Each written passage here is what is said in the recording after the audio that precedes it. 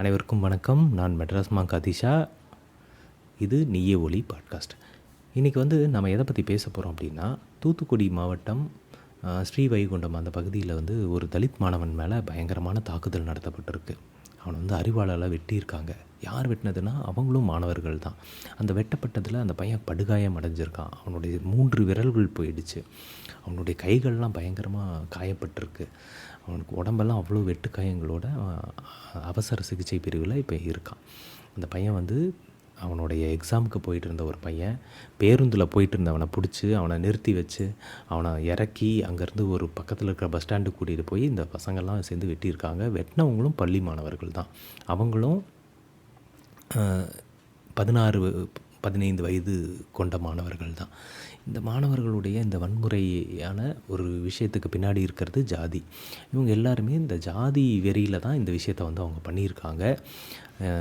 இது ரொம்ப மோசமான ஒரு விஷயமாக ஒரு செய்தியாக இருக்குது. எனக்கு அதை படிக்கும்போது ரொம்ப வருத்தமாக இருந்துச்சு. என்னென்னா, அந்த தாக்குதலுக்குள்ளான அந்த மாணவன் இருக்கான் இல்லையா, தலித் மாணவன், அவனுடைய ஃபேமிலி ரொம்ப ரொம்ப கஷ்டப்படுற ஒரு ஃபேமிலியாக இருக்காங்க. அவங்க எல்லோரும் செங்கல் சூளையில் வேலை பார்க்கக்கூடியவங்களாக இருக்காங்க. செங்கல் சூளையில் வேலை பார்க்கக்கூடிய ரொம்ப ஏழ்மையான ஒரு குடும்பம் அது. அந்த பையனுடைய கல்வி தான் அவங்கள முன்னேற்றக்கூடிய ஒன்றா இருந்திருக்கு. அவனுடைய எக்ஸாம் அன்னைக்கு அதை பண்ணியிருக்காங்க. அப்படிங்கும்போது எனக்கு இன்னும் ரொம்ப வருத்தமாக இருந்துச்சு. என்னங்கடா அது அப்படின்னு. இதுக்கு காரணமாக, இந்த தாக்குதலுக்கு காரணமாக சொல்லப்படுறது என்னென்னா, ஏதோ ஒரு கபடி மேட்ச்சில் ஜெயிச்சிருக்கான் அப்படிங்கிறது தான். நம்ம இத்தனை டெக்னாலஜி வளர்ந்துருச்சு, கல்வியை நம்ம எல்லாருக்கும் கொண்டு போய் சேர்த்துட்டோம்.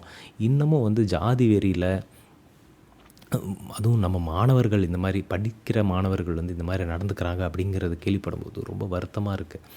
ஏன்னா இது தொடர்ச்சியாக நடந்துக்கிட்டே இருக்கக்கூடிய ஒரு விஷயமா இருக்குது. எப்பாவது ஒன்று நடக்குதுன்றது இல்லை, இது தொடர்ச்சியாக நடந்துக்கிட்டே இருக்குது. கடந்த 2 மாதத்தில் மட்டும் இது 3வது முறையாக இந்த மாதிரியான ஒரு தாக்குதலை நம்ம கேள்விப்படுறோம். ஏற்கனவே தருமபுரியில் 1, கிருஷ்ணகிரியில் 1ன்னு 2 தாக்குதல்கள், பள்ளி மாணவர்களை தாக்கின, அதுவும் ஜாதி வெறி காரணமாக நடந்த தாக்குதல் சம்பவங்கள் நடந்திருக்கு. இது ரொம்ப அதிர்ச்சியை கொடுக்கக்கூடியதாக இருக்குது. எப்படி இந்த பள்ளி மாணவர்களுக்கு இவ்வளோ ஜாதி வெறி வருது?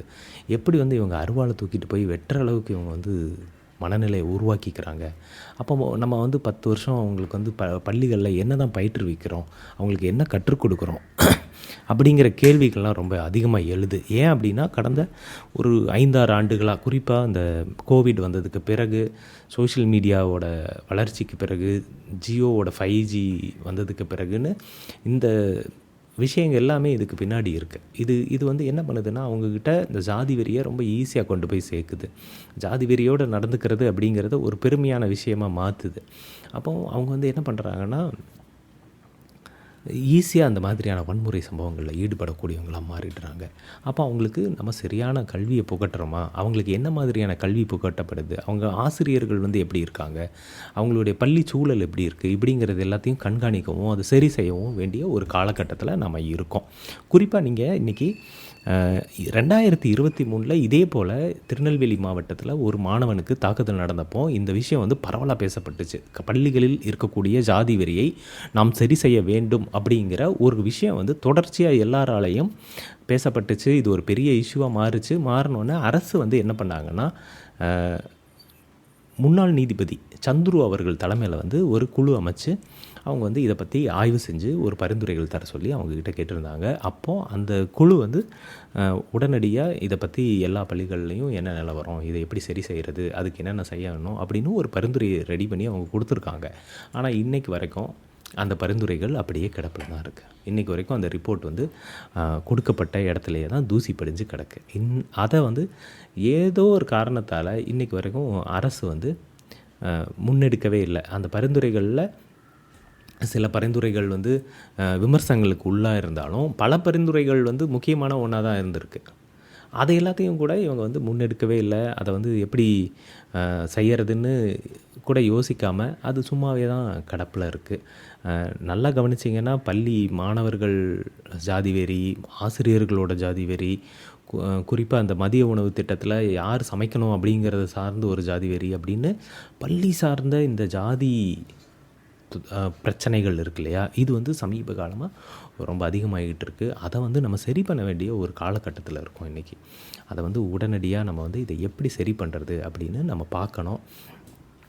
குறிப்பாக நீதிபதி சந்துரு அவர்களுடைய அந்த பரிந்துரைகளை வந்து அவங்க நிறைவேற்ற வந்து முயற்சி செய்யணும் அப்படின்னு நான் நினைக்கிறேன்.